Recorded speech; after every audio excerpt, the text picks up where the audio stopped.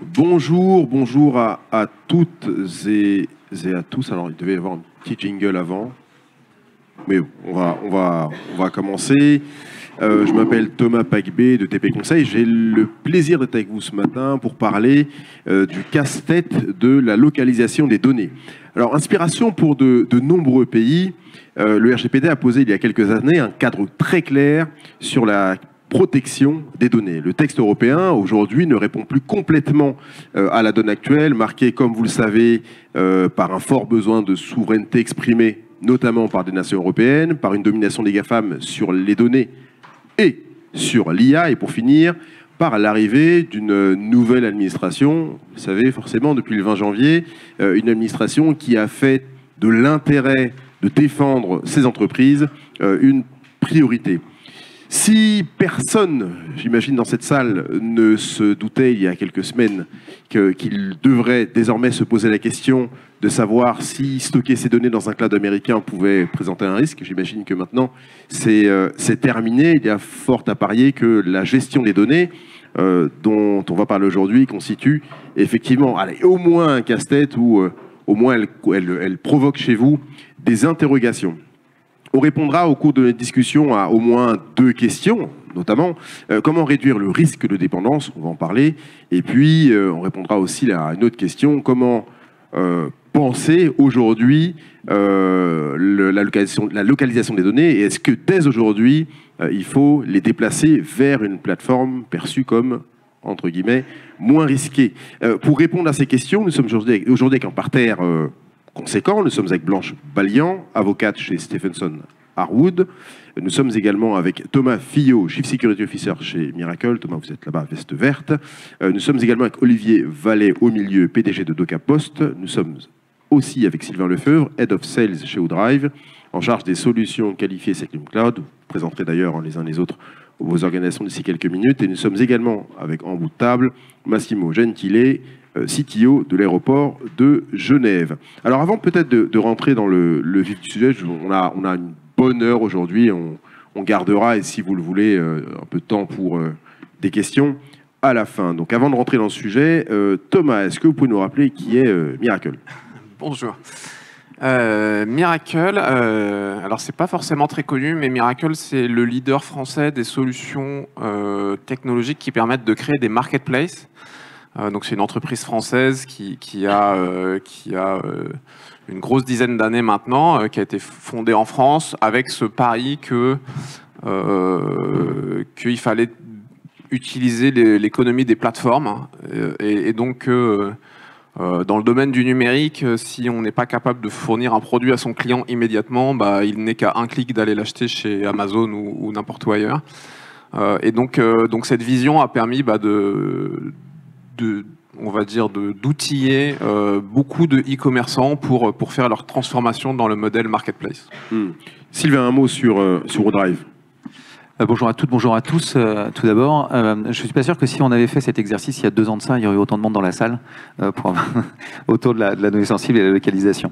Donc Sylvain Lefebvre, je travaille chez WooDrive depuis 8 ans maintenant. WooDrive a été créé sur une idée relativement simple qui était de dire qu'on avait un certain nombre de données sensibles. À l'époque, la classification n'était pas aussi développée qu'aujourd'hui, et un certain nombre de données importantes pour l'activité de l'entreprise, et que ces données, elles devaient voyager, mais elle devait aussi être sécurisée. Et c'est tout l'objet aujourd'hui que WooDrive a mis en place maintenant depuis 2019 avec la qualification Secnum Cloud de l'ANSSI, qui permet d'aller jusqu'à effectivement gérer des données les plus sensibles. Et aujourd'hui, on est capable aussi d'aller jusqu'à des données à diffusion restreinte posées sur des environnements qualifiés Secnum Cloud, puisque l'ANSSI, en août de l'année dernière, a effectivement fait une note sur le sujet disant que désormais on pouvait aller sur ça.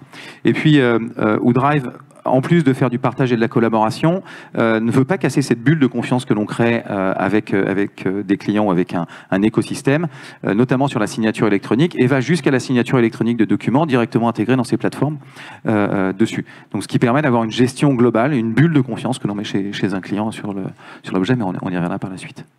Olivier, est-ce que vous pouvez... Merci Sylvain. Olivier, est-ce que vous pouvez nous rappeler qui est DocaPost ? Oui, je peux. Donc DocaPost est une entreprise qui est détenue par le groupe La Poste. Donc on est une filiale détenue à 100%. Notre positionnement, donc, c'est de fournir des solutions numériques plutôt en B2B2C, solutions qui se veulent de confiance et souveraines. Donc c'est vraiment un sujet prioritaire qui est lié à notre actionnariat du groupe La Poste. C'est une entreprise qui fait aujourd'hui 1 milliard d'euros de chiffre d'affaires, qui est spécialisée vraiment de plus en plus sur la partie logicielle, qui fournit des offres de services qui vont de l'authentification, l'identification, la signature électronique, le coffre-fort numérique, archivage. Je ne vais pas développer toutes les solutions. Voilà, c'est ça DocaPost. Et nous, on milite, j'utilise le terme volontairement militer, pour la confiance et pour la souveraineté. Et on propose des solutions alternatives à un certain nombre de clients qui ont des données sensibles. On aura l'occasion d'en parler. Blanche, qu'est-ce qui préoccupe vos clients aujourd'hui quand on parle de données ? Oui, donc bonjour à tous. C'est évidemment un très vaste sujet. Donc je vais moi évoquer certains éléments, mais bien sûr n'hésitez pas à poser des questions si vous en avez. Alors simplement juste à titre liminaire, puisque je suis la seule juriste de cette table ronde, c'est vrai que la question de la localisation pour les juristes elle est toujours intéressante, parce que contrairement à un bien matériel dont la localisation est assez clairement identifiée, que ce soit un immeuble, une table, une chaise, on sait où elle se trouve.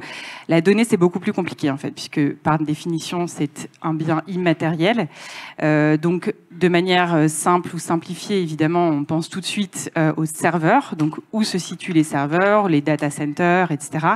Mais en réalité, c'est bien plus compliqué que ça, puisque le simple fait, on y reviendra peut-être un tout petit peu tout à l'heure, mais le simple fait de pouvoir avoir accès à une donnée depuis l'étranger, en fait, ça peut justement faire bouger la donnée de territoire. Et ça, c'est un cas que j'ai eu assez récemment pour un de nos clients. Et c'est ce dont je vais vous parler aussi un petit peu tout à l'heure. En fait, c'est la question une des difficultés que rencontrent nos clients aujourd'hui, c'est la notion de cartographie ou de mapping de l'ensemble de leurs données au sein, donc notamment dans les groupes de sociétés de la maison mère et de l'ensemble de leurs filiales, notamment si jamais il y a eu des croissances externes ou des acquisitions dans d'autres pays, etc. Il y a cette question en fait d'avoir conscience, en fait, une sorte de vision à 360 degrés, d'une part de quelles sont les données qu'ils traitent, donc leur niveau de sensibilité ou d'importance, on va peut-être y revenir, et ensuite quels sont les régimes qui s'appliquent à ces données en fonction de la nature de la donnée et de là où elles vont. Et donc, juste pour vous donner un exemple, je ne sais pas dans quel secteur d'activité vous êtes, mais il y a des secteurs, notamment dans les secteurs militaires ou des biens à double usage. Donc ça, c'est pareil, c'est des notions qu'on connaît pas forcément, sauf évidemment si on est dans le secteur militaire. Mais la notion de bien à double usage, c'est un bien qui peut être à usage soit civil, soit militaire, selon les cas. Et en fait, parfois, nos clients vendent, exportent des biens à double usage sans forcément en être conscients, parce que ça rentre dans des classifications, notamment tout ce qui est cryptologie, c'est susceptible de rentrer dans cette réglementation-là. Et en fait, ce qui est intéressant, c'est qu'on pense, quand on pense exportation, et donc pour les biens à double usage ou les biens militaires, c'est des biens qui nécessitent une autorisation d'exportation. Encore une fois, on pense à une exportation d'un bien physique d'un endroit à un autre. Et en fait, sachez que pour la donnée qui porte sur ces biens, le régime est exactement le même en fait. Et donc le fait même d'avoir accès à cette information depuis l'étranger, ça constitue une exportation. Voilà. Et donc, un des sujets, donc pour revenir plus spécifiquement à votre question, un des sujets qu'on a, c'est cette question en fait un peu de mapping ou de cartographie globale. On a aussi des problématiques de discussion entre les DSI qui font ce qu'ils font et notamment les juristes, que ce soit d'ailleurs en matière de données personnelles ou autres, parce que ça se limite pas aux données personnelles, mais ça aussi, je pense qu'on va y revenir. Mais cette question de la communication entre les différents départements, justement pour que les enjeux des uns soient bien compris par les autres. Donc, ça, c'est un des premiers sujets. Évidemment, le deuxième sujet, c'est tout ce qui est sécurité, confidentialité et résilience. Il y a pas mal de nouvelles réglementations dont vous avez certainement entendu parler, sur lesquelles, si vous voulez, on reviendra. Il y a notamment DORA, plus particulièrement pour le secteur financier. Il y a NIS 2, là, d'ailleurs, il y a une loi de transposition de la directive qui a été déposée au Parlement, donc en cours d'examen par l'Assemblée nationale. Donc ça, c'est des choses qui sont aussi susceptibles d'impacter les entreprises dans des obligations de plus en plus importantes qu'on leur impose en matière d'identification de leurs risques et de mise en place justement de mécanismes de détection des incidents, remédiation des incidents, en voulant donc renforcer cette résilience des entreprises, notamment européennes. Et deux autres sujets, après je m'arrête là, parce qu'encore une fois, c'est des sujets qui sont très... on pourrait en parler pendant des heures. Un autre gros sujet de préoccupation, c'est la question notamment des données et de la sécurité des données dans le cadre de la chaîne de valeur des entreprises, donc chez les partenaires.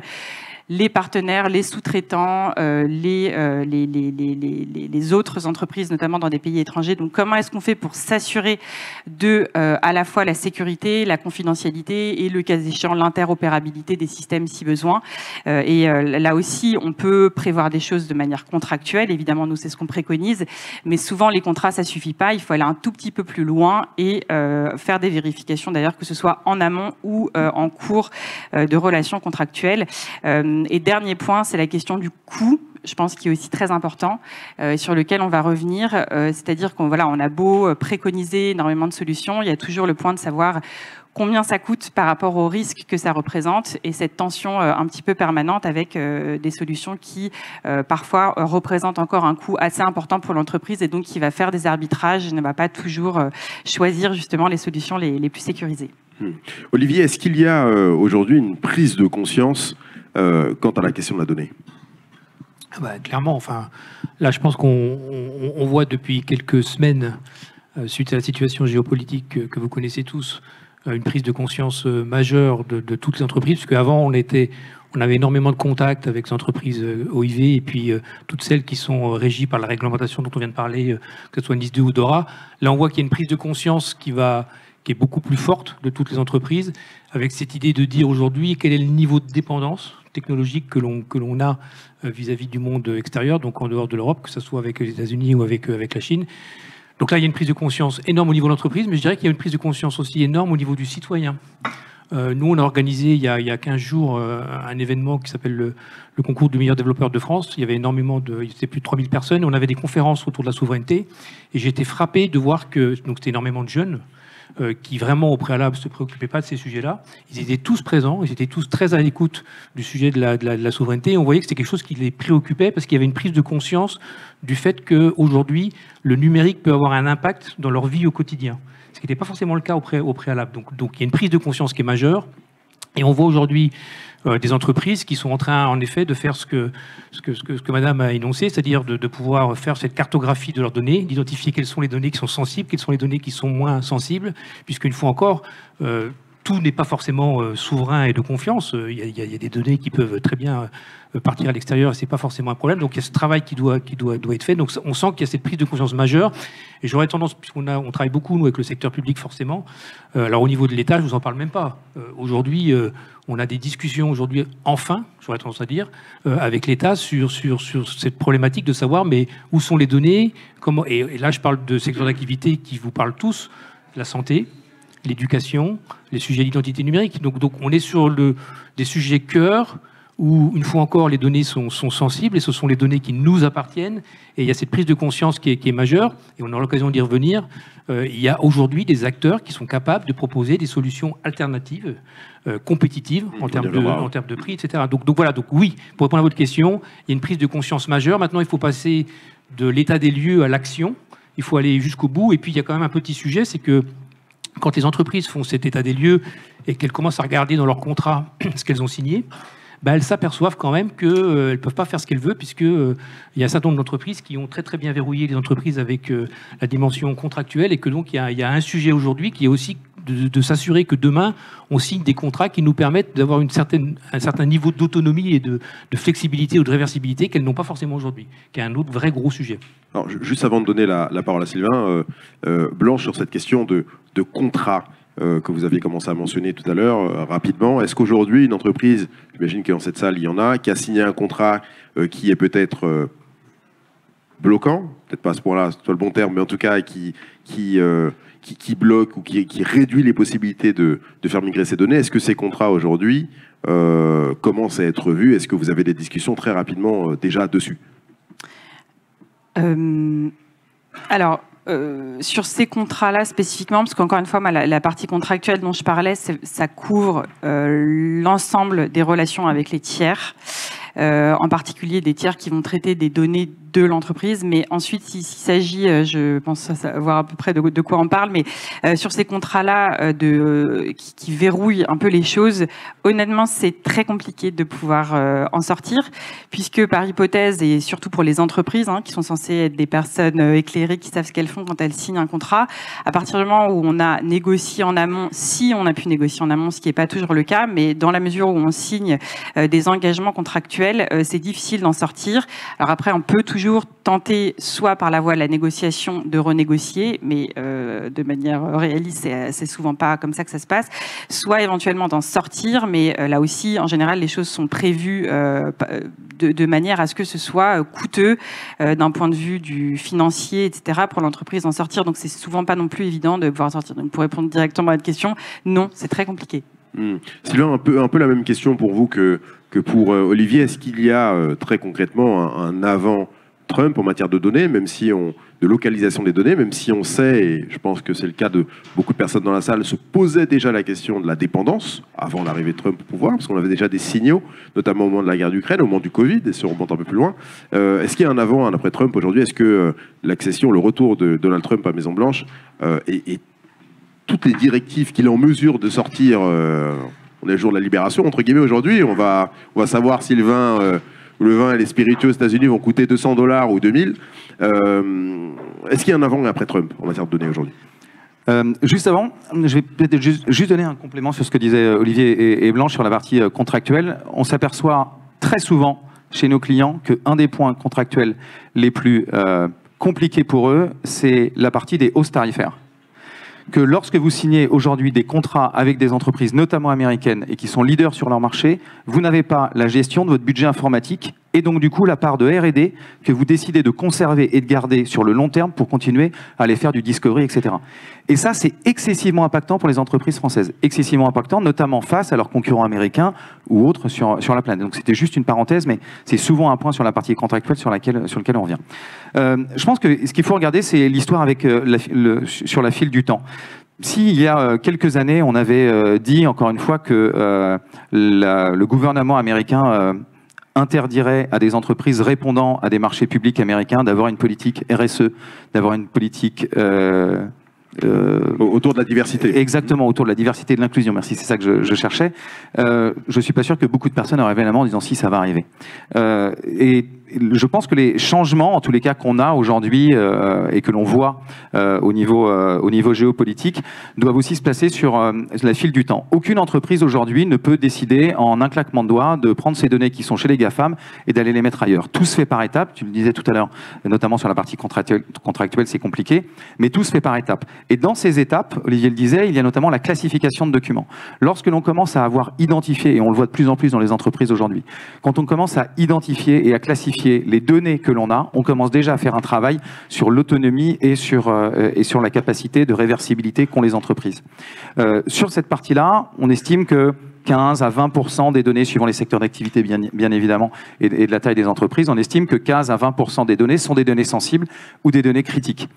Données droit des affaires, qui répondent à RGPD ou un certain nombre de normes. Le premier objectif, il est déjà d'être indépendant sur ces données les plus sensibles.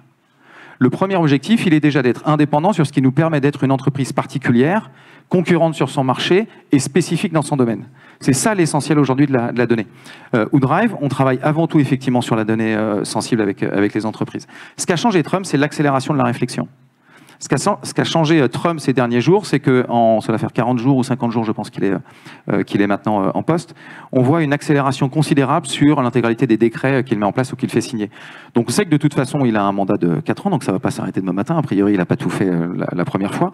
Donc tout ça va continuer. Et pour autant, les entreprises, pour sortir aujourd'hui de solutions particulières, notamment américaines, ça prend du temps, ça prend des années, plusieurs années sur le sujet. Donc la réflexion, effectivement, s'accélère en tous les cas et les solutions arrivent.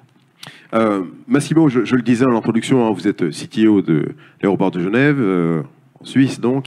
On sait qu'aujourd'hui, en termes de RGPD, la Suisse a une définition qui est proche de ce qu'on trouve notamment en France. Comment votre définition, alors vous êtes pas le représentant direct de la Suisse, mais vous êtes là, j'en profite quand même. C'est ça. Comment votre définition des pays offrant, je cite, un niveau de protection de données adéquate a-t-elle évolué au cours de ces derniers mois lorsqu'il s'agit de stocker des données dans, encore une fois, des pays qui jusqu'ici, un en particulier, était considéré comme un pays allié? D'accord. Alors d'abord, juste pour expliquer ce que ça veut dire, cet pays offrant un niveau de protection adéquat. Dans le Code des obligations suisses, il y a une obligation pour toutes les entreprises, que ce soit publiques ou privées, elles peuvent transmettre les informations personnelles seulement dans des pays qui offrent un niveau de protection adéquat selon un élément qui est défini dans ce code. Et jusqu'à présent, il y a un peu moins de 50 pays qui offrent ce niveau. N'hésitez pas à approcher le micro. Excusez-moi. Il y a un peu moins de 50 pays qui offrent ce niveau de protection adéquate. L'année passée, donc en 2024, il y a eu la 3e révision de le Swiss-US Data Privacy Framework qui a fait que les USA sont rentrés dans cette liste. Avant, il n'y était pas. Ce qui voulait dire que avant, il n'était pas possible, sauf des conditions particulières, de stocker, d'envoyer des données personnelles dans ce pays. Or, la question qu'on se pose tous, c'est qu'aujourd'hui, c'est toujours valable. Mais que va-t-il se passer? Il est évident qu'une stratégie, et nous, on a défini aussi on a adapté notre stratégie à cette information, à cette nouveauté. Que va-t-il se passer dans le futur? Une entreprise, elle ne peut pas baser sa stratégie de localisation de données en fonction un petit peu de... elle doit avoir une vision à moyen long terme. Et donc, c'est clair qu'aujourd'hui, on se questionne énormément. On ne connaît pas le futur, on ne sait pas ce qui va arriver, mais c'est vrai que chaque semaine, il y a une nouveauté, il y a une news qui arrive. Et donc, on est devenu très prudent, alors que seulement il y a 6 mois, on pouvait lancer un programme qui tenait compte de cette nouveauté. Aujourd'hui, on a une approche qui est extrêmement prudente et on fait très, très, très attention à ce qu'on va faire. Thomas, comment est abordée la question de la localisation de la donnée dans le monde de l'e-commerce? Oui, alors je crois que je vais prendre un petit peu un contre-pied il y a des choses qui me frappent un peu. Miracle est une société qui est née en France, je disais, il y a un peu plus d'une dizaine d'années, mais pour qui, on va dire, la nationalité n'est pas ce qui nous définit. On va plutôt se définir par la technologie et la valeur qu'on apporte à nos clients. Et il se trouve que nos clients, ils sont un peu partout eux-mêmes dans le monde, et c'est tant mieux. Et en plus de ça, que les clients de nos clients eux-mêmes, je le disais, le numérique, c'est quand même un environnement où c'est assez difficile de prévoir ce qui va se passer. Et comme je le disais, sur Internet, on est juste à un clic de chez le voisin. Donc aujourd'hui, pour le e-commerce, d'une manière générale, l'enjeu, il est évidemment très important de protection des données, puisque c'est à la fois de la donnée économique et parfois de la donnée personnelle, souvent de la donnée personnelle, des adresses. Alors pas de la donnée très sensible, mais de la donnée, on va dire, qu'on n'a pas forcément envie de voir dans la nature, son adresse, son numéro de téléphone, son email, qu'est-ce qu'on aime bien commander. Donc tout le monde du e-commerce est en train de prêter une très forte attention à la protection des données, mais j'allais dire l'aborde beaucoup plus par le sujet technologique. Comment je fais pour m'assurer que moi, en tant que dépositaire d'un certain nombre d'informations pour mes clients, je les protège de la bonne manière. J'en ai aussi besoin pour mon business. Comment je fais pour concilier tout ça? Et ce qui se passe, c'est qu'aujourd'hui, je ne vais pas dire qu'on ne se préoccupe pas de la localisation des données, puisqu'on a tous des fortes interrogations sur ces sujets, mais on va avoir une approche qui va être beaucoup plus par de quelle manière technologique je vais m'assurer que je protège la donnée au bon niveau, au bon moment. On a beaucoup de sujets aussi sur maintenant l'anonymisation, la suppression des données, et on va beaucoup plus se poser des questions de durée de vie. Il y a aussi des choses que j'entendais, mais c'est vrai qu'on a un détonateur avec les élections américaines qui nous font beaucoup réfléchir, mais il ne faut pas non plus qu'on oublie qu'on peut avoir le même type d'évolution géopolitique en Europe aussi. C'est moins sûr. C'est moins sûr. Et en Europe, c'est un vrai casse-tête parce que, aujourd'hui, le UK, c'est pas dedans, la Suisse non plus, et on sait pas trop ce qui va se passer de certains pays. Donc, je rejoins un peu, je sais plus qui a pris ça, mais on a besoin de se projeter de manière long terme, d'intégrer cet environnement géopolitique qui est réel, mais aussi de bien comprendre ce qu'on fait avec ces données, comment on les protège, et j'allais dire, finalement, peu importe ce qui va se passer dans le monde géopolitique, on a besoin de comprendre comment on gère son patrimoine de données. Et il faut aussi pas oublier que la donnée, en discutant, là, on a l'impression que c'est une espèce de denrée finie qu'on va pouvoir mettre à un endroit ou à un autre. Mais la donnée, elle vit, on en crée tout le temps, elle se supprime, elle a des durées de vie qui sont plus ou moins longues, elle s'échange entre des partenaires, c'est pas un espèce d'or ou de pétrole qu'on peut mettre dans un coffre dans un endroit donné. Si je vous suis, Thomas, et si j'essaie vraiment de comprendre ce que vous dites, finalement, aujourd'hui, pour vous, la localisation de la donnée, c'est pas forcément la bonne grille de lecture. La grille de lecture, c'est plutôt, aujourd'hui, disposer des technos qui permettent de faire du business, de protéger les données, ça vous l'avez clairement dit, mais pas forcément de pouvoir en contrôler, parce que c'est notamment l'un des aspects de cette discussion, d'en contrôler la localisation. Alors, oui et non. Donc, en effet, je pense que l'enjeu principal, en tout cas du point de vue d'un fournisseur de technologie, il ne va pas être forcément sur la localisation. Ça ne veut pas dire que ce n'est pas un enjeu pour un certain nombre de nos clients. Et je vais citer des noms parce que ça va parler à tout le monde. Aujourd'hui, la Redoute, c'est un sujet pour eux parce qu'il y a NIS 2 et on se pose la question en France de la donnée des consommateurs. Un client qui s'appelle Catch, qui est un client australien, qui ont une très forte appétence à la localisation des données. Ils vont pas tellement se préoccuper, pour le coup, ils travaillent sans souci avec des fournisseurs américains. En revanche, ils vont imposer que ça se passe dans des data centers en Australie. On voit aussi les mêmes tendances en Asie, par exemple. Donc, nous, d'un point de vue de la technologie, on va faire en sorte de pouvoir s'adapter à tout ça et de pouvoir mettre, en fonction du client, la donnée là où il en a besoin. Massimo, quelles sont les problématiques data d'une structure comme l'aéroport de Genève? On peut dire les choses, on est juste entre nous. C'est une excellente question. Excellente question. Alors, c'est ça. Un aéroport, d'abord, il faut dire, c'est une plateforme industrielle, c'est une ville avec des problématiques qui sont de la sécurité classique, la gestion de la sécurité de l'information, de la protection de la vie privée, de la gestion des opérations et de conformité.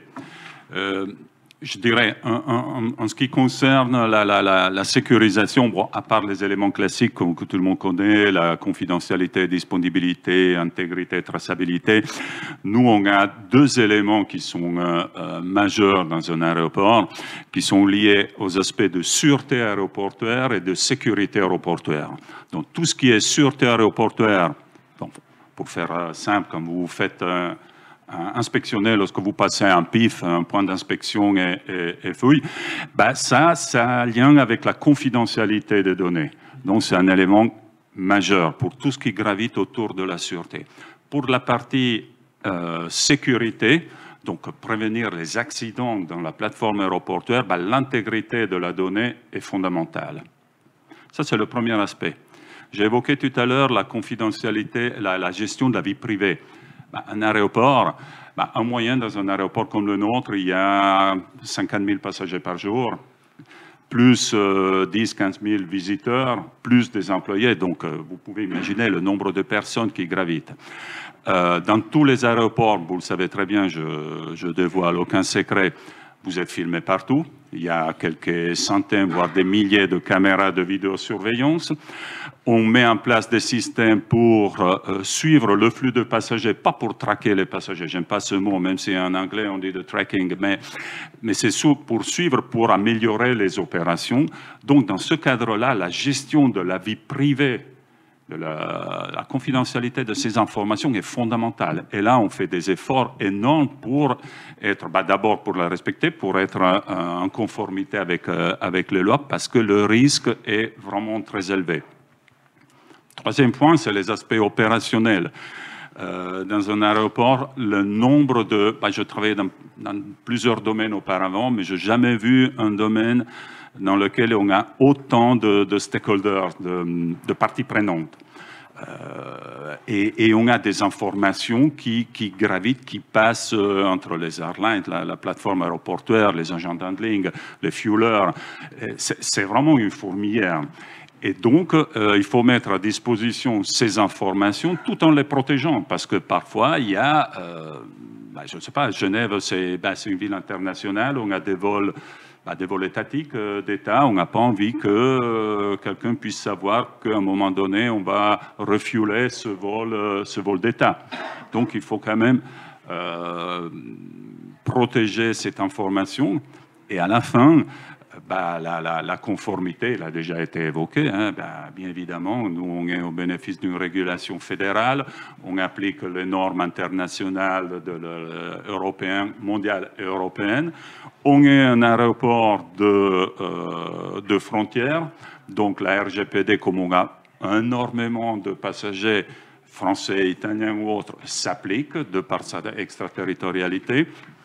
Et la Suisse, même si c'est un petit pays, c'est une confédération, c'est un pays fédéral.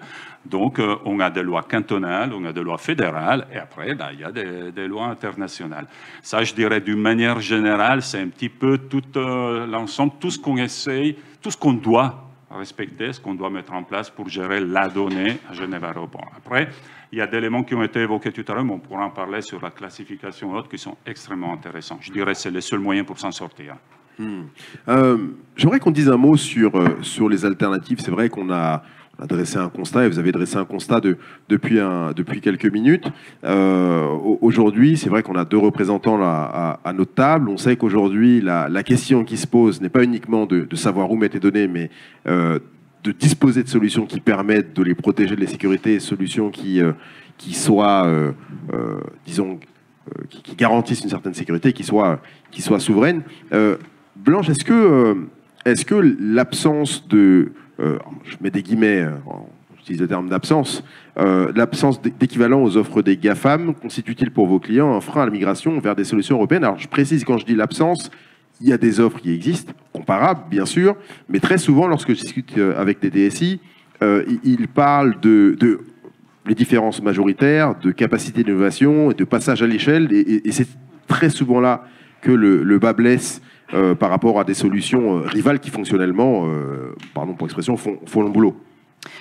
Oui, tout à fait. Et ça, c'est quelque chose dont on parle depuis en réalité de nombreuses années, cette question de manque d'alternatives qu'il peut y avoir en Europe par rapport à des solutions qui soient à la fois aussi protectrices, aussi performantes, aussi innovantes et aussi peu coûteuses. Et là-dessus, je citerai juste quelques exemples, et notamment dans le secteur public, il y a eu pas mal d'articles à une certaine époque, parce que bon, à la limite, le secteur privé peut avoir ses propres problématiques, mais quand on parle notamment de souveraineté ou de données un peu stratégiques ou sensibles, donc je ne sais pas si vous vous rappelez, en 2020 notamment, il y avait eu la question des données de santé du Health Data Hub. Il était question justement de rapatrier, entre guillemets, ces données en France, parce qu'elles étaient traitées par Microsoft. Et ça, c'est des questions aussi qui doivent, me semble-t-il, se poser évidemment au niveau des entreprises, mais aussi au niveau des gouvernements, puisqu'à un moment donné, c'est aussi eux qui peuvent signer alors eux-mêmes des contrats pour eux-mêmes, mais aussi favoriser éventuellement l'émergence de solutions alternatives. Alors après, évidemment, il y a le droit de la concurrence et la problématique des aides d'État, mais on peut imaginer des solutions qui soient justement financées, ou en tout cas dont l'État, notamment français, ou plusieurs États au niveau de l'Union européenne, aident justement à créer ces solutions alternatives. Donc je crois qu'il faut aussi remettre un tout petit peu les choses en perspective et redonner à l'État ou aux différents gouvernements ce pouvoir qu'ils ont eux-mêmes d'ailleurs un petit peu délaissé et qui aiderait certainement les entreprises dans cette configuration. Olivier, est-ce que c'est une erreur de chercher à trouver effectivement des équivalents totaux à chaque fois aux solutions américaines? Je vais répondre différemment à la question, parce que c'est un vrai gros sujet, et je pense qu'il faut que chacun prenne conscience que si on veut que ça change, on a tous une responsabilité, l'État a une responsabilité, ça vient d'être très bien dit par Blanche, je vais y revenir sur l'histoire du Dual Data Hub. Et je pense qu'à un moment donné, il faut être un peu courageux et aller au bout de ses convictions. Donc si on prend le sujet si on prend la question de façon globale, il y a aujourd'hui une avance phénoménale, incontestable, incontestée par les Américains sur un certain nombre de solutions. Il y a 80% des logiciels qui sont utilisés aujourd'hui au niveau européen qui sont des logiciels extra-européens. Donc c'est une évidence. Et ils ont une avance qui est énorme. Une fois que j'ai dit ça, il y a des solutions, il y a des alternatives sur beaucoup de sujets aujourd'hui qui existent déjà, qui sont au niveau de qualité de service et qui sont compétitifs. Et je vais vous donner des exemples pour vous rassurer, pour vous montrer que ce n'est pas juste une lubie qui me vient. Mon voisin pourra témoigner aussi. On parle de la signature électronique. Signature électronique aujourd'hui, il y a des acteurs français. On parle aujourd'hui de la dématérialisation des bulletins de salaire. Moi, je n'ai pas envie que mon bulletin de salaire soit demain dans les mains d'autres acteurs. Aujourd'hui, il y a des solutions françaises, je sais de quoi je parle puisqu'on a une solution, qui permettent de pouvoir sécuriser et apporter un niveau de souveraineté. Je peux parler de l'archivage, où il y a des solutions aujourd'hui qui ont le niveau de sécurité qui va bien. Je peux faire la liste de plein de services aujourd'hui où il y a des acteurs français, européens, qui ont un niveau de qualité de service qui est irréprochable et qui peuvent proposer des solutions. Après, il faut que les DSI et le secteur public, je vais y revenir, soient un peu courageux et aillent au bout de leurs convictions pour prendre un certain nombre de décisions. Et c'est vrai que c'est plus facile aujourd'hui, c'est plus confortable quand on est, je suis désolé de le dire, quand on est DSI d'un grand groupe, de prendre une solution américaine, tout le monde est rassuré, et si ça marche pas, on viendra moins l'embêter que si c'est une solution française européenne. Donc moi, je pense qu'aujourd'hui, il faut d'abord que chacun prenne conscience de la situation, il faut que chacun soit courageux, on a le pouvoir de faire changer les choses. Et je vais revenir sur l'histoire du Web Data Hub, qui est pour moi un très très bel exemple. En effet, l'État français a pris la décision de partir sur Microsoft. C'est vrai qu'à l'époque, il n'y avait pas énormément de solutions. Aujourd'hui, si vous regardez ce qui se passe sur le marché, il y a des entreprises qui se sont lancées. Donc nous, on a créé une société qui s'appelle NumSpot, qui crée un cloud souverain. On s'est associé avec d'autres acteurs, puisqu'on parle de loin, et c'est des investissements importants. Donc on s'est associé avec Dassault Systèmes, entreprise internationale, qui est une des plus belles entreprises au niveau de la sécurité du logiciel français. On s'associe avec Bouygues Télécom, qui est un opérateur. Et puis on s'associe avec la Caisse des dépôts, qui est notre actionnaire, qui a quand même un peu de moyens pour nous accompagner, et de Capos. On est en train de créer ce cloud souverain à base d'open source qui va utiliser un maximum de technologies françaises. Quand on parle du sujet du Web Data Hub, puisqu'on a vu à peu près tous les ministres qui sont passés dans le domaine de la santé et sur le domaine du numérique pour savoir comment on fait pour sortir de cette solution, si la question est-ce qu'aujourd'hui il y a un opérateur européen qui sait fournir une profondeur de gamme que s'est proposé les Américains, la réponse est non. La vraie bonne question, puisque nous on a fait l'étude, c'est qu'est-ce qu'a besoin le Web Data Hub ? Quels sont les services dont vous avez besoin? Et quand on regarde les services dont ils ont besoin, aujourd'hui, il y a des acteurs français et européens qui savent proposer des solutions. Et aujourd'hui, l'État français passe un temps infini à savoir s'ils vont lancer un appel d'offres, pas lancer un appel d'offres, pour une raison simple, c'est qu'eux-mêmes, ils sont verrouillés par un contrat qui est compliqué, et c'est devenu un débat presque passionnel et irrationnel. Mais aujourd'hui, moi je peux vous le témoigner, vous le confirmer, vous le signer de demain, si demain l'État français lance un appel d'offres avec les besoins dont on sait qu'il a besoin dans le domaine de la santé, et nous, c'est un secteur d'activité majeur sur lequel on est, en 6 à 9 mois, il y a des acteurs, et il n'y a pas que nous, il y a des acteurs européens et français qui savent proposer des solutions. Voilà, donc il faut aussi que l'État aille jusqu'au bout. Ils ont mis en place une norme SecNum Cloud qui est une vraie valeur ajoutée, qui est important. Et on voit bien que même le règlement UCS, pour ceux qui sont passionnés du cloud, revient à la mode. Et on voit bien aujourd'hui que tout le monde est en train de se dire, bah, après tout ce qu'on fait les Français, c'est pas complètement idiot, ça peut faire sens. Donc voilà, donc il faut qu'on aille au bout, et il faut que l'État, dans la commande publique qu'ils envoient, soit capable aussi, moi j'ai eu une discussion hier avec une des ministres sur le sujet, puisse avoir des clauses qui mettent en avant le fait de pouvoir choisir à minima des acteurs européens, je ne parle même pas des acteurs français, sur un certain nombre de sujets sensibles. Une fois encore, moi je ne suis pas du tout un anti-GAFAM. Je dis juste que sur un certain nombre de sujets, ça fait sens aujourd'hui que l'État puisse envoyer de la commande publique pour lancer cette mécanique et enfin proposer des solutions alternatives. Donc il faut qu'on rentre dans un cercle vertueux où les DSI des grands groupes sont un peu courageux et prennent un certain nombre de décisions, et l'État français va au bout de ses convictions pour envoyer de la commande publique. Et je vous assure qu'il y a déjà des acteurs aujourd'hui qui sont dans les starting blocks et qui ont des solutions qu'on peut proposer, qui sont des vraies belles alternatives. Thomas, j'aimerais qu'on te dise aussi un mot, le temps passe vite, il y a encore beaucoup de questions à aborder, un mot sur la gouvernance. C'est vrai qu'avant peut-être de parler de basculement vers une solution, on peut repenser la manière dont on gère ces données. Peut-être, Massimo, vous pourrez aussi dire un mot sur la question de la gouvernance. Pourquoi est-ce que la gouvernance, ça peut être déjà une première étape et un vrai premier levier à activer? Oui, alors avant de parler de gouvernance, je voudrais réagir. Je suis assez d'accord avec des mots qui ont été dits, et ça va peut-être aller dans la gouvernance.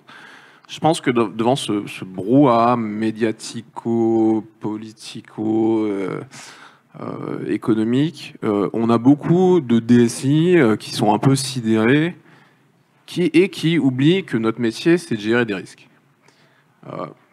Et quand on a des données à protéger, quel que soit leur niveau, hein, moi j'ai travaillé au ministère des Armées, on ne se posait pas la question, on mettait les trucs qu'il fallait pour protéger les données.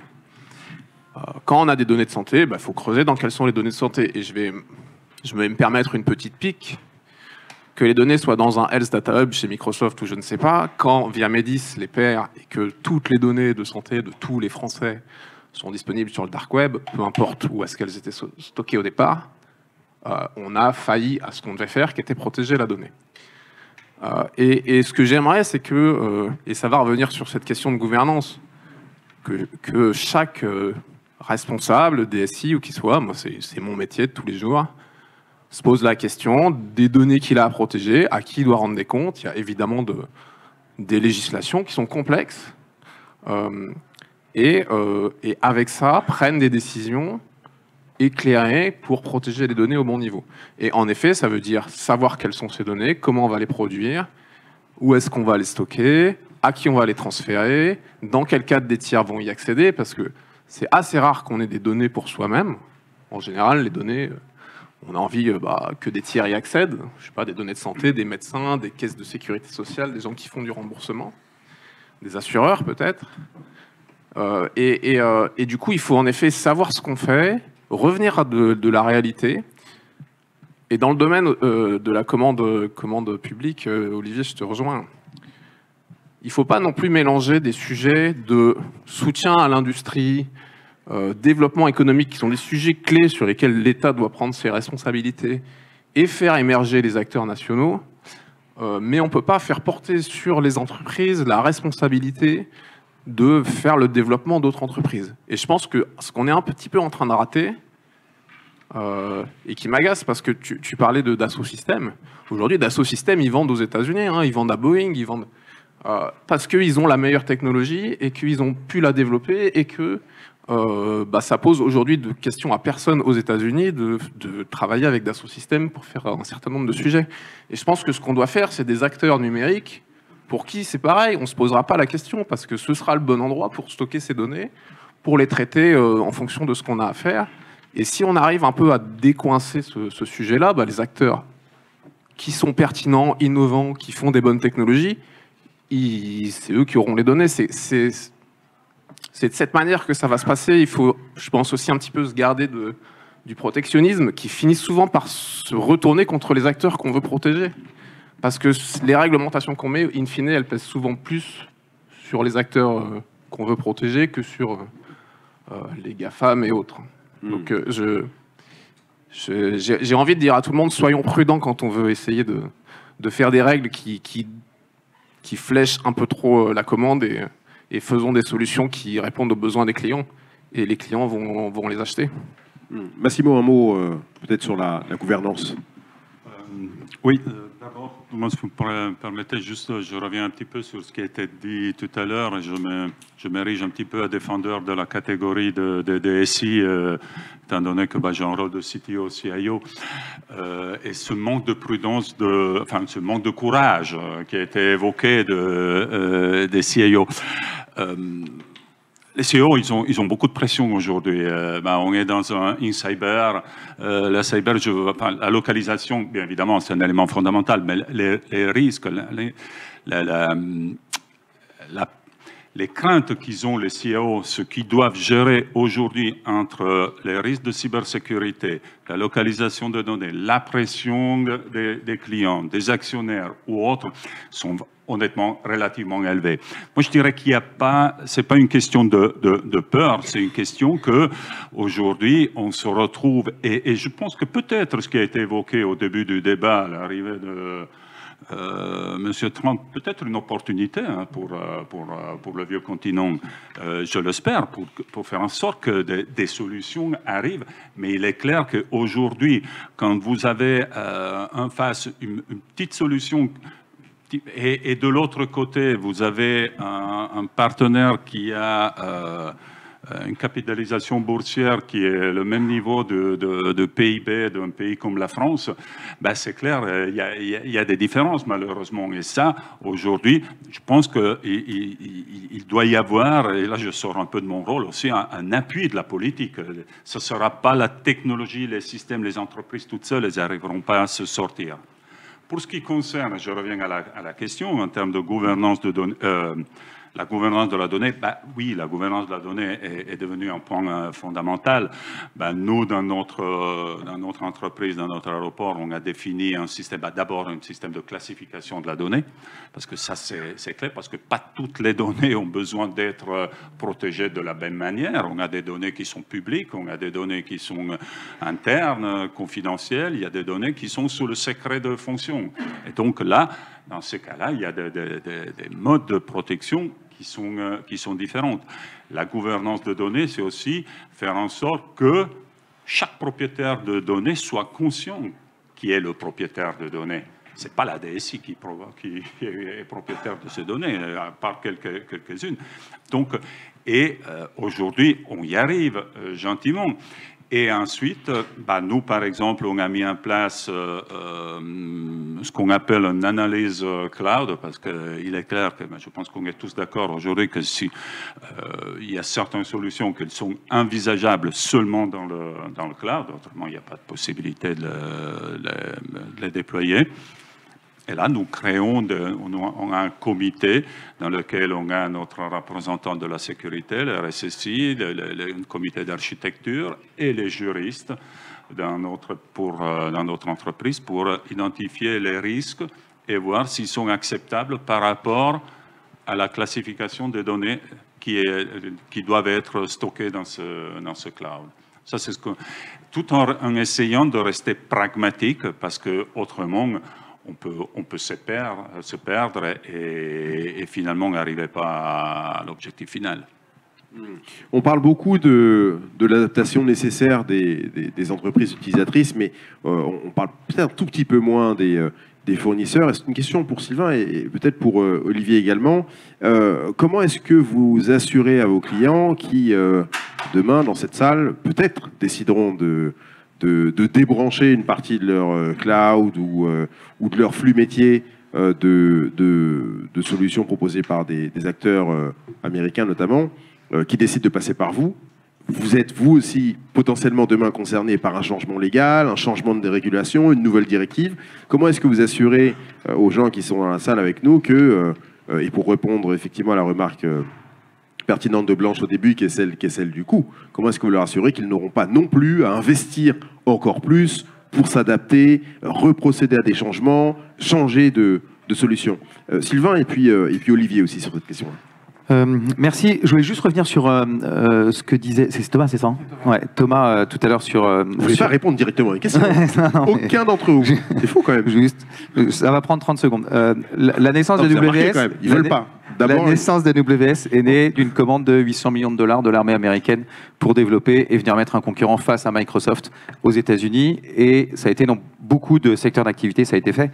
Et aujourd'hui, on se retrouve avec des acteurs américains qui ont été aidés à un moment par la commande publique américaine et qui ensuite ont bénéficié notamment de toute la data des agences de renseignement américaines, puisque si on prend le prédécesseur de Trump, M. Biden, il avait dit lors de son investiture qu'il aiderait toutes les sociétés américaines à gagner des contrats à plus de 100 millions de dollars, je crois, c'était 200 millions de dollars, avec l'intégralité des données qu'il avait à sa disposition. Donc on est effectivement avec des alliés, mais c'est avant tout une guerre économique, et c'est une guerre économique contre les entreprises françaises et européennes et autres. Je reviens sur la partie du prix, et ça rentre dans la même lignée. Ce que je disais tout à l'heure, c'est que lorsque, et on cible beaucoup les Américains, mais c'est la même chose de l'autre côté en Asie sur le sujet. Lorsqu'on cible des Américains et qu'on explique qu'aujourd'hui, une entreprise française ou européenne a besoin de se développer et a besoin d'investir dans d'autres technologies, Avant de faire ça, il y a forcément du discovery à faire, il y a forcément de la R&D à faire, il y a forcément derrière beaucoup plus de coûts qui vont notamment arriver pour être capable d'enlever un certain nombre de ces données. Lorsque vous avez des augmentations qui vont de 15, 17, 20 ou 23% par an sur votre plan A, je reviendrai après sur le plan B, mais sur le plan A, cela plombe aussi votre capacité d'aller demain vers une indépendance ou en tous les cas un équilibre. L'autre élément qui est important, c'est que quand on discute avec les entreprises, ça fait un certain nombre d'années que je le fais, on s'aperçoit que dans l'extrême majorité des cas, le plan A sur les grands services sont américains. Ce qu'on s'est aperçu aussi, c'est que si on regarde, le plan B est bien souvent américain aussi. La différence que l'on voit de plus en plus aujourd'hui, c'est que le plan B souverain devient une nécessité, notamment par rapport à cette partie de réglementation et par rapport à cette partie des normes. Et du coup, je vais en arriver sur la question. WhoDrive a fait le choix, dans son développement, de travailler en étroite collaboration avec l'ANSSI pour développer le référentiel, donc la qualification SecNumCloud, qu'on a depuis 2019. Ceci permet, c'est le plus haut niveau de qualification aujourd'hui délivré par l'ANSSI, de donner la garantie et la sécurité sur un certain nombre de données, en tous les cas celles qui sont mises dans ces environnements-là. Et tout l'intérêt de WhoDrive, c'est cela. Pourquoi est-ce qu'aujourd'hui on est choisi notamment pour équiper, si vous pourrez en parler, pour équiper les boards ou les conseils d'administration des grandes entreprises? Parce que les données les plus sensibles et les plus stratégiques, celles qui impliquent une décision d'orientation de l'entreprise, se passent dans ces comités, se passent dans ces réunions. Et donc du coup, ces informations-là ne vont pas sur des acteurs américains, qui ont forcément des concurrents aujourd'hui aux États-Unis. Ça se passe sur des plateformes françaises, notamment en tous les cas sur les plateformes européennes, pour être capable de prendre, de prendre les bonnes décisions autour des documents et des informations les plus sensibles. Et puis je vais juste donner un complément à ça. Ce que nous disent de plus en plus les DSI aujourd'hui, c'est que quand on parle avec WhoDrive, on sait à peu près depuis 25 ans qu'on gère la donnée sensible. Donc on ne vient pas nous voir pour nous demander si on sait le faire. En général, on le sait. En revanche, ce qu'on nous dit aujourd'hui, c'est qu'il est de plus en plus compliqué, difficile d'aller gérer les éléments constitutifs de la donnée sensible. Tu disais tout à l'heure très bien que la donnée, elle va partout, elle a avant tout un but de partage, avant tout un but de créer encore plus de valeur autour de cette donnée, voire de se multiplier. Ce qu'on s'aperçoit aujourd'hui, c'est que quand on constitue une donnée sensible, en règle générale, la création, elle est relativement faible. Ce qui va être de moins en moins le cas avec l'IA, et on pourra y venir dans un autre temps. En revanche, lorsque l'on va commencer à travailler autour d'une donnée sensible, on va travailler sur du chat. On va travailler sur l'email, on va travailler sur la visio, on va commencer à partager des éléments, à faire des partages d'écran, etc. Et là, on a forcément de la donnée sensible qui peut aussi tomber sous le coup d'un certain nombre de lois, RGPD notamment, DORA ou autres. L'objectif d'WhoDrive, en l'occurrence, c'est d'extraire ces données sensibles, je disais tout à l'heure 15-20% de ces données, et de les mettre dans une bulle de confiance qui va permettre aujourd'hui, dans cet environnement à terme qualifié SecNumCloud, de pouvoir avoir à la fois du chat, à la fois de la visio, à la fois du mail et à la fois du partage de documents tel qu'on l'a aujourd'hui, dans un seul et même endroit. C'est-à-dire qu'on ne se pose plus la question de savoir ce qu'il y a dans le corps du mail ou ce qu'il y a dans le chat. On sait aujourd'hui que c'est dans un environnement souverain, et c'est tout l'intérêt effectivement de dire que quand on va migrer, quand on va transformer ou quand on va faire évoluer ces données, on n'a pas forcément besoin d'avoir un niveau de précision ou de connaissance extrêmement fine de la donnée. À partir du moment où on a la capacité de la mettre dans une bulle de confiance souveraine, on a déjà aujourd'hui un certain nombre de garanties, notamment légales sur ça. Et je répondais à ta question finale. Oui. Olivier, un mot sur la sécurisation, justement, si je dois résumer, des investissements des entreprises. Donc je ne vais pas répondre directement à ta question. Je plaisante. Moi, j'aurais tendance à dire qu'il y a une chose qui est assez simple, qui s'appelle la transparence et la confiance. Donc pour moi, c'est d'abord de commencer vraiment à avoir une vraie transparence complète sur la manière dont tout ça est opéré avec le prestataire avec lequel on veut travailler.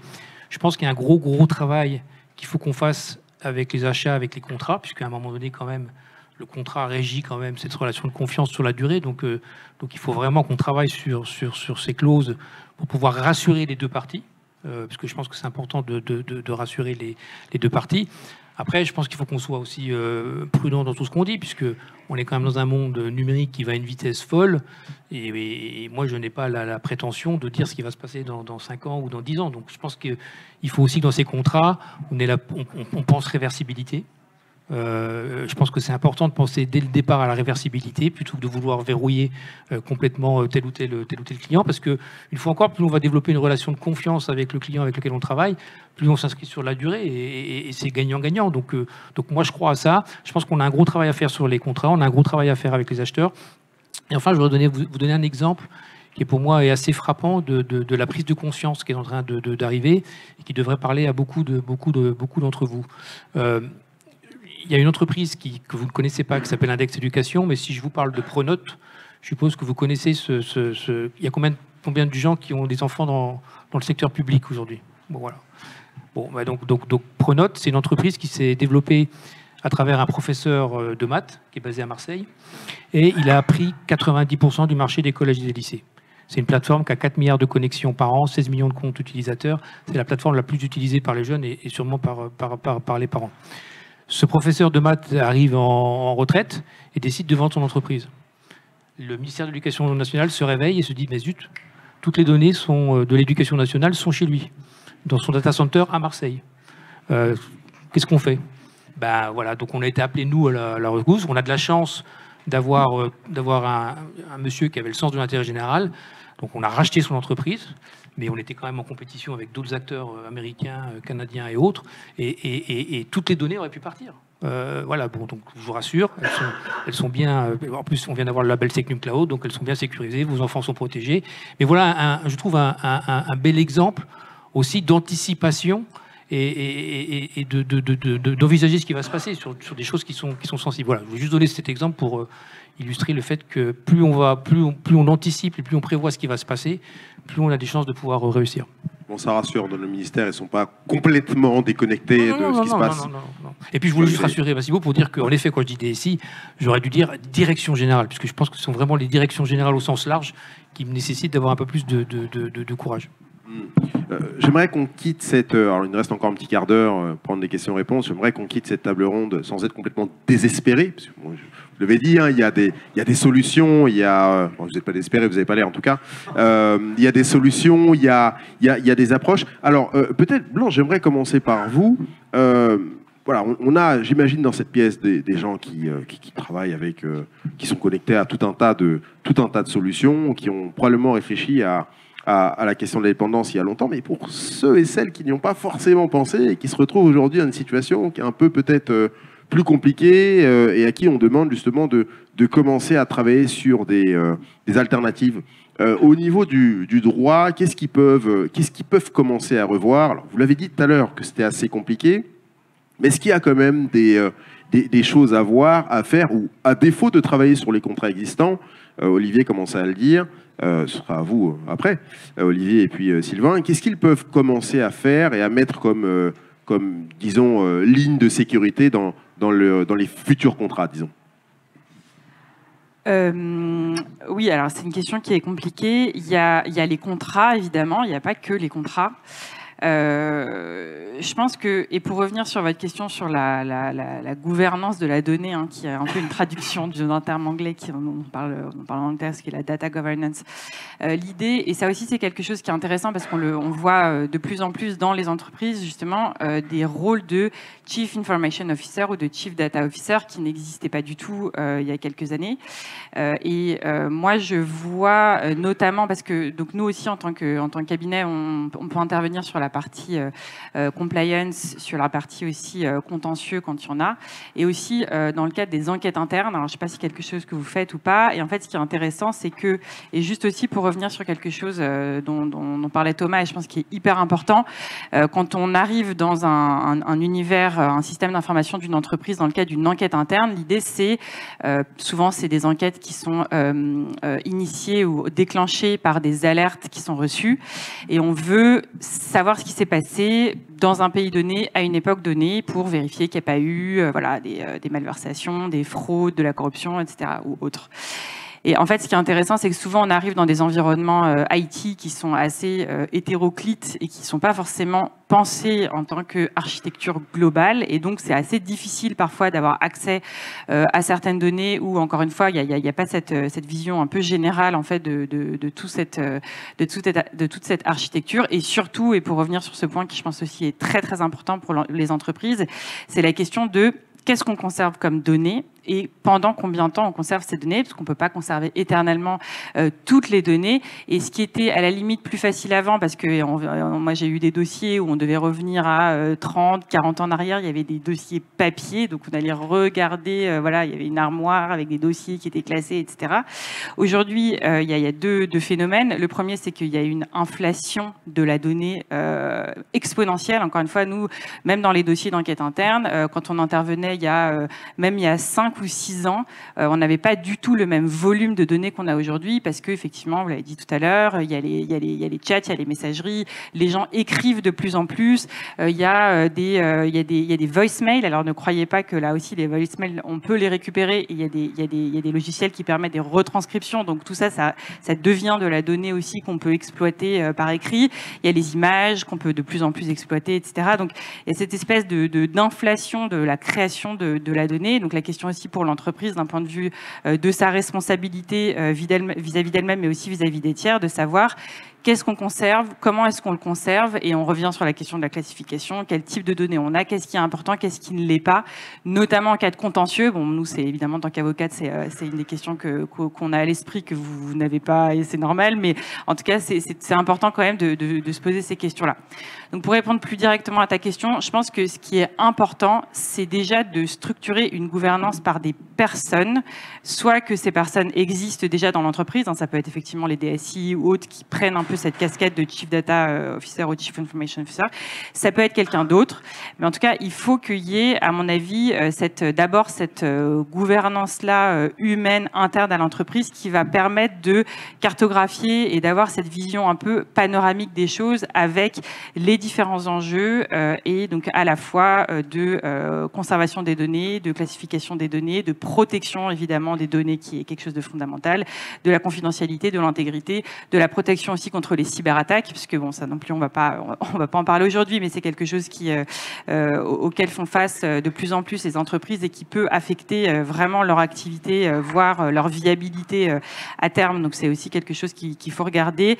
Et dernier point, et j'en terminerai par là, parce qu'on l'a pas beaucoup évoqué, un des sujets aussi qui revient assez régulièrement en ce moment, c'est la question du numérique responsable. Donc c'est aussi la gestion des données et dans quelle mesure est-ce que cette gestion elle est numériquement responsable ou pas. Alors il y a le volet évidemment hardware qui est très important avec le recyclage et tout, mais il y a aussi le volet software, et donc dans quelle mesure est-ce que dans l'idée d'une forme de sobriété à venir, puisque la donnée augmente, qu'on utilise de plus en plus l'IA qui est très consommatrice aussi en données, qui a des nouvelles technologies de blockchain, etc., qui sont aussi très consommatrices, comment on fait pour concilier ces impératifs qui peuvent être un petit peu contradictoires. Voilà. On est presque à la fin de cette discussion. Alors très rapidement, Sylvain, Olivier, quelques mesures que peuvent prendre et que peuvent mettre en place les entreprises qui souhaitent justement peut-être commencer à regagner du contrôle sur les données. Très rapidement.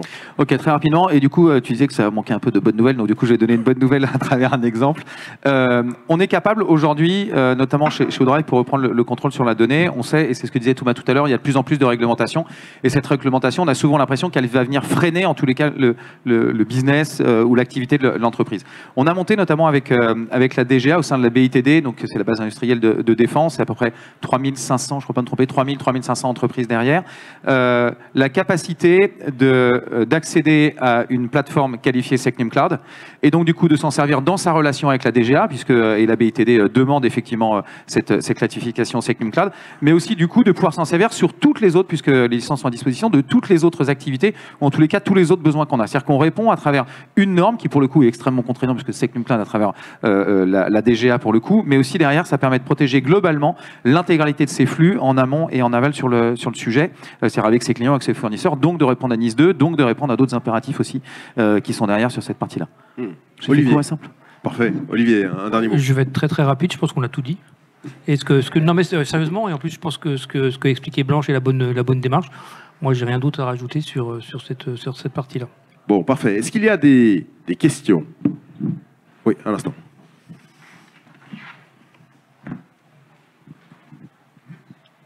Bonjour, merci déjà, c'était hyper intéressant. Moi j'ai une question, je trouve que c'est pas souvent abordé par rapport à, on parlait des données, le fait que justement les gens, les sociétés peuvent y avoir accès depuis l'extérieur. Il y a eu un changement avec l'arrivée de Copilot justement dans la suite Office. Il me semble, parce que c'est un ancien de l'ANSSI qui a rejoint votre société il n'y a pas très longtemps, à qui j'en ai parlé, il me disait qu'il y a eu des modifications dans les conditions générales d'utilisation sur le fait que justement l'arrivée de Copilot autorise, alors je ne sais pas dans les détails justement, mais j'aimerais avoir votre avis là-dessus, autorise Microsoft à accéder du coup aux données qui sont sur Word, Excel, Outlook, Teams, autant dire à peu près toutes nos vies dans toutes les entreprises, quoi. Blanche, je crois que c'est une question pour vous.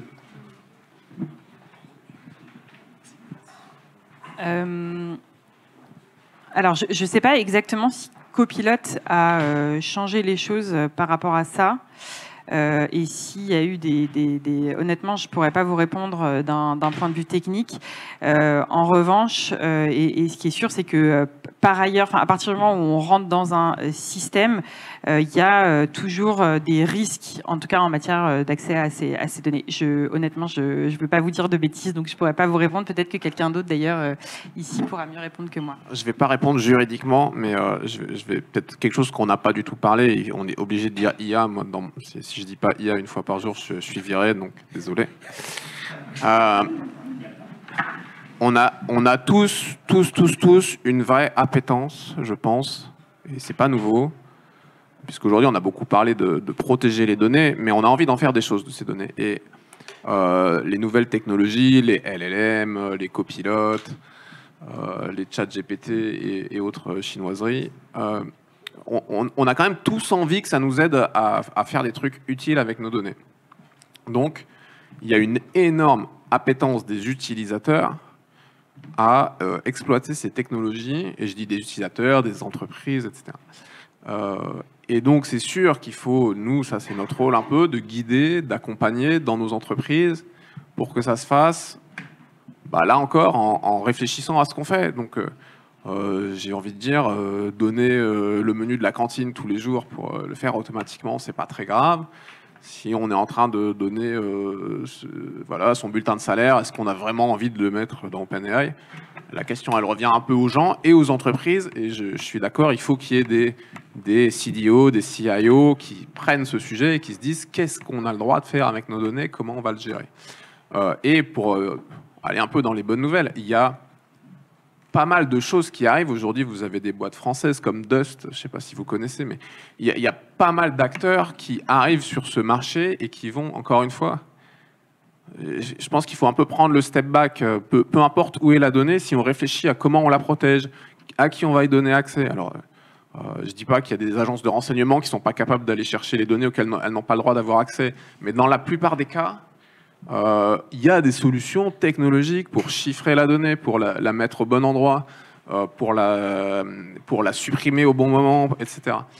Et il faut que les RSSI, les DSI, les entreprises prennent conscience qu'elles ont des choses à faire, parce qu'il faut. Je pense que la pire des choses qu'on pourrait avoir, c'est de se dire oulala, et du coup de pas prendre cette vague d'innovation et de rester un peu sur ces bases, de ne pas bénéficier de ça. Ce qui fait qu'on se reposera la question dans 10 ans et on dira comment ça se fait qu'on n'avait pas anticipé. Donc, j'ai envie de dire aux gens aujourd'hui, explorez les technologies qui existent et réfléchissez aux risques. Et il y a des solutions pour tout. Il y a plein d'offres. Il y a des bons offreurs ici autour de cette table. Il y en a plein les allées du salon pour protéger des données de manière très correcte. Est-ce qu'il y a encore une question ?